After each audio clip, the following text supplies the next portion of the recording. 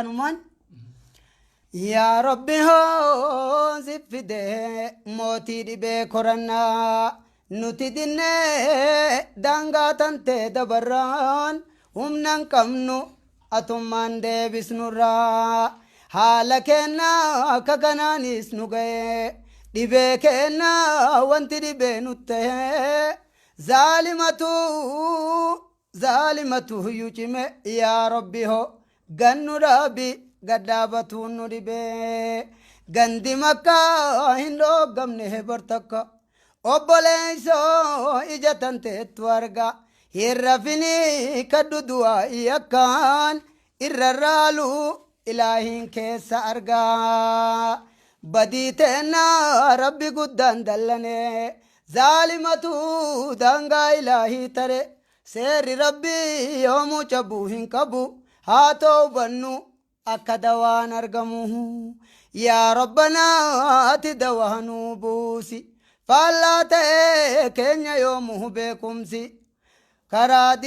beekumsallee karaa diinii irratti nun mokkoriin addunyaa akiratti nun qaanessin bor fuula kee duratti teknooloojii warra dharaa gubate arreessi jirare ka chaayinoota jira teknooloojii warra dharaa gubate fala dhabnaa marruu afaan qabate balaa rabbii eenyu dawaan argate doktorarraa baqate rabbi malee dawaa ka beekun jiru haa kadhannu rabbii shariikan qabne haa toobannu mootiin dawaa hin dhabne saayintistii warri samii qoratu beekumsaanis biyya isaaf hojjetu kunoo